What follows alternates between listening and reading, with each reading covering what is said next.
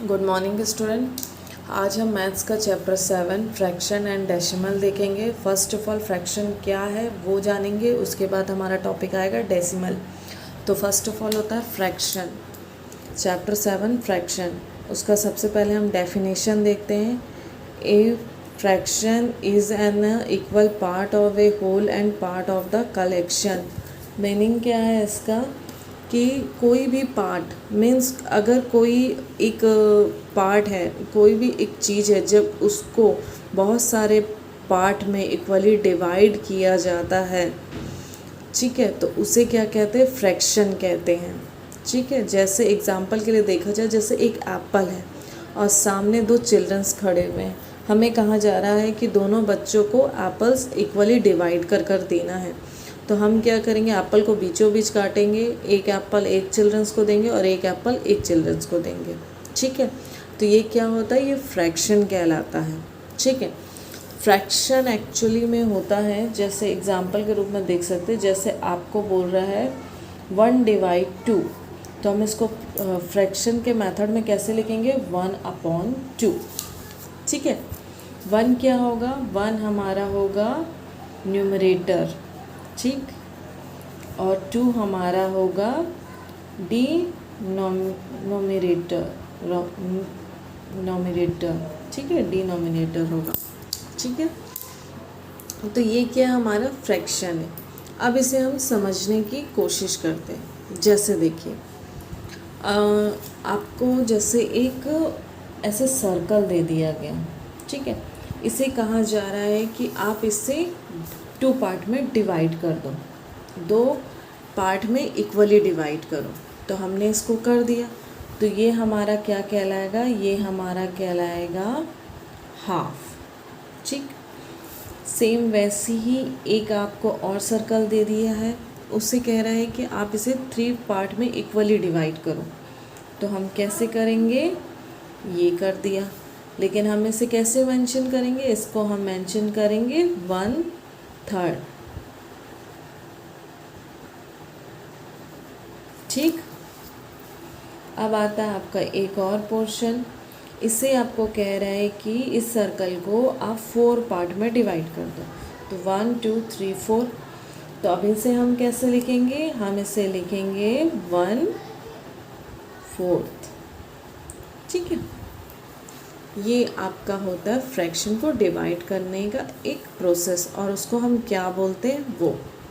ठीक, अब हमारा आता है कि जैसे आपको बोल दिया गया है एग्ज़ाम में कि ये जो हाफ पोर्शन है, इसमें से, इस सर्कल में से हमने एक पोर्शन को यूज़ कर लिया।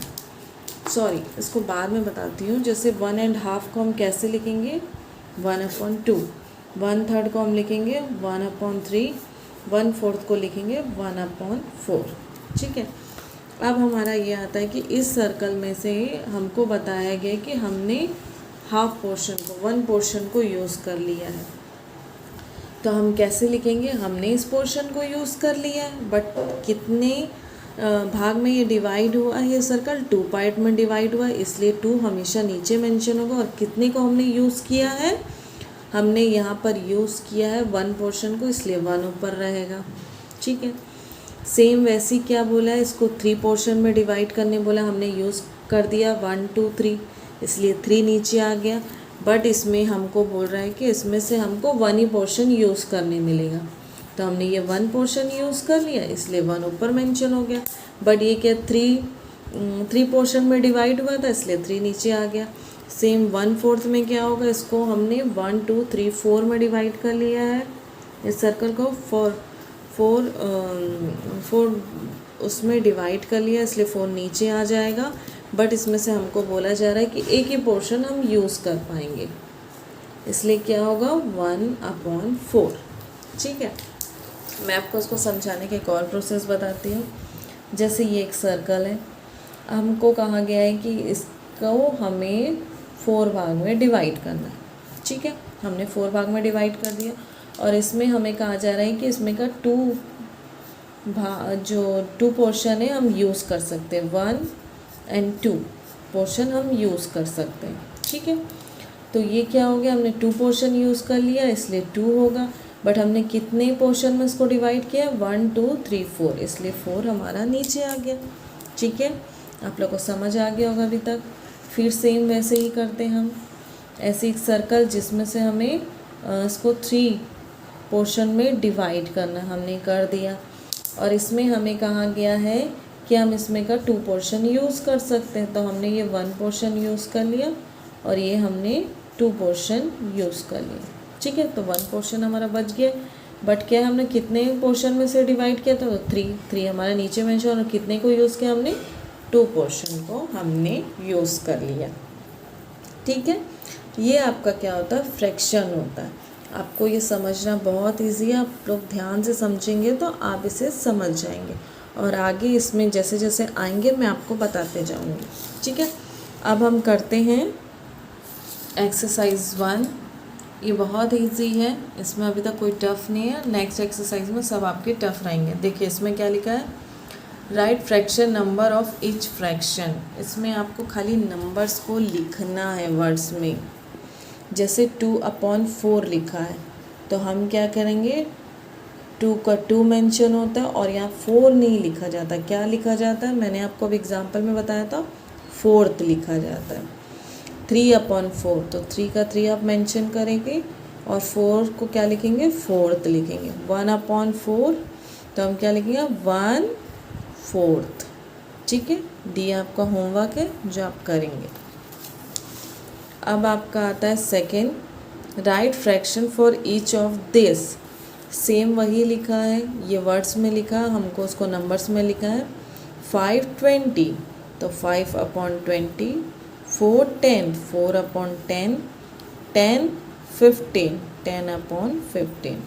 जी आपका होमवर्क है जिसे आप सॉल्व करेंगे।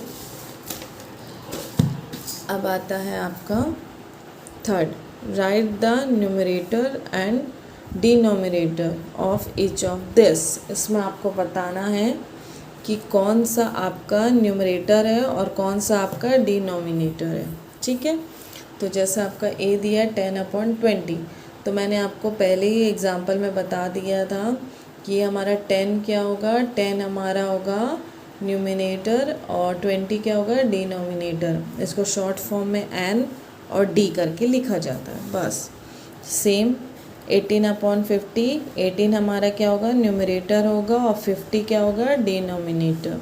ठीक, सी भी सेम है और डी आपका होमवर्क है।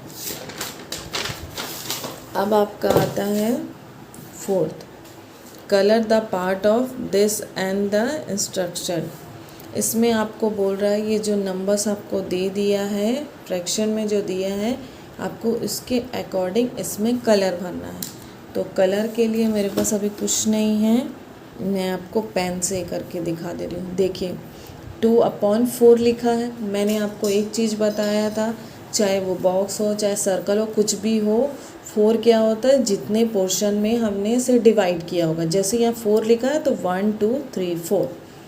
ठीक है, अब हमें 2 में कलर करना है, तो हम क्या करेंगे, 1 पोर्शन और ये हमारा 2।